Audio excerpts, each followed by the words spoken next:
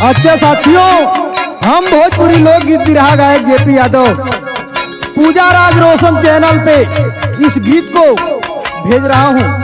दोनों दुल्ही बा घरे में सुतल बा, गेहूं पक के तैयार हो गल बा, नुकसान होत बा, दुल्हा परेशान हो, अपने दुल्हन से समझावत हो, कहत हो। का कहलस मास्टर भैया? वो गेहुआ होई जई है डाल, पकी के लाटा की गईली बलिया। गेहुआ होई जई है डाल, पकी के लाटा की गईली बलिया। गेहुआ होई जई है डाल, पकी के लाटा की गईली बलिया। गेहुआ होई जई है डार, पकी के लाटा की गईली बलिया।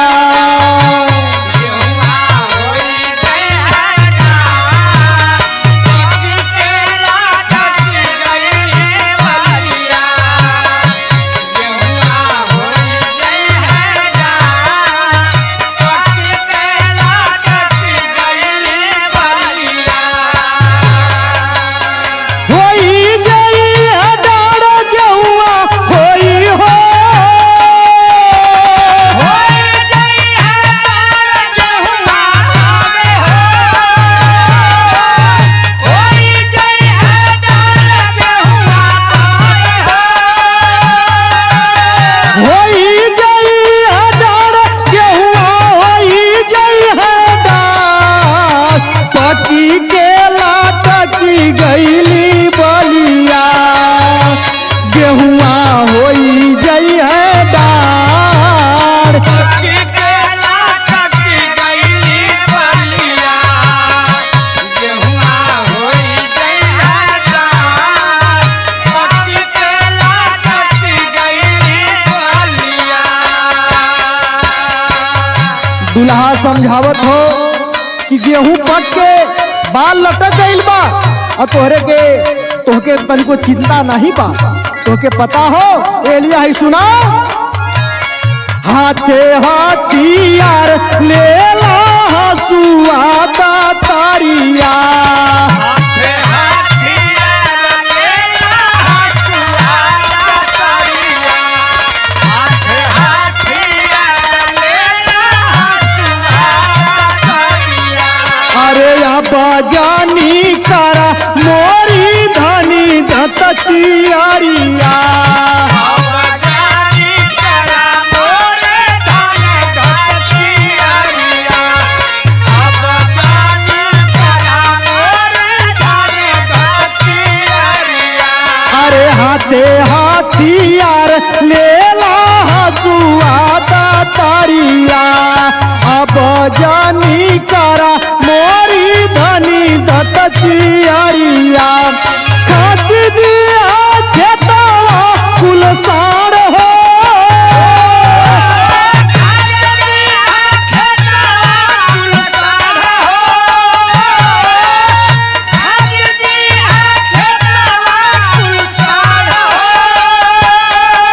अरे खाच दिया खेतवा कुलसार, पकी के लाटा की गईली बलिया।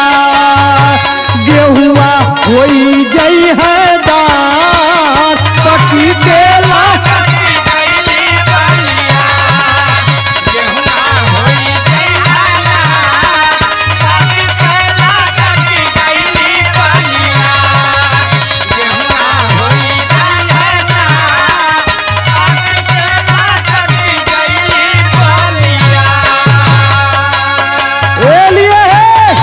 जल्दी से उठ के तैयार हो जा, खेते पहुंचा गेहूं काटे के बाद।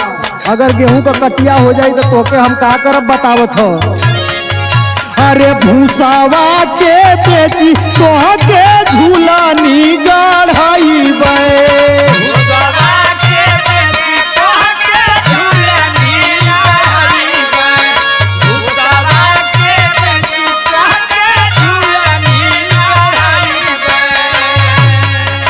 अरे नहीं हर जाए के खा खातिर बस पे चढ़ाई बे।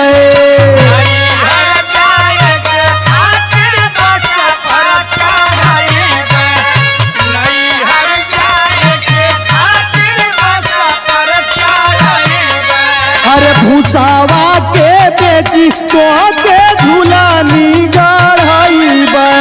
नैहर जाए के खातिर बस पे चढ़ाई बे। पिया भतावा के नैहर में मार हो।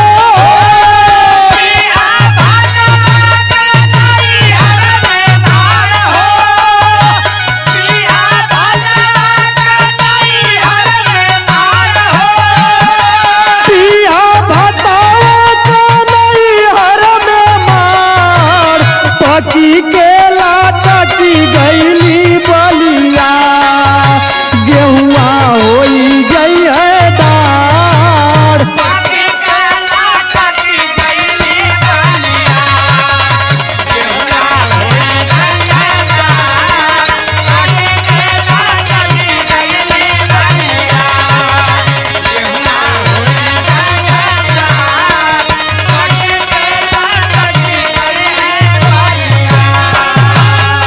समझावत हो कि अगर गेहुआ का भूसवो बेच दे तो तोहार झूलनी गढ़ावा भर के हो जाई। आ तोहार जब झूलनी गढ़ा जाई तो के नैहर अगर भेजवा देबू आ जब तू नैहर चल जाइबू तो करबू का।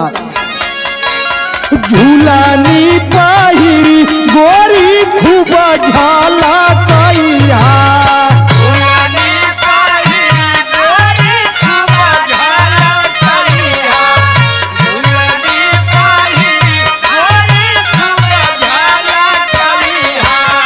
सखिया सहेलियन के अपने देखैया।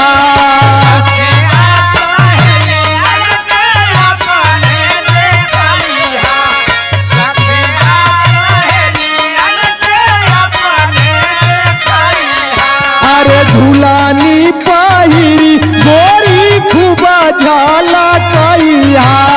सखिया सहेलियन के अपने देखैया। तो जे पीराम नरे कोई ना बिगाड़ हो।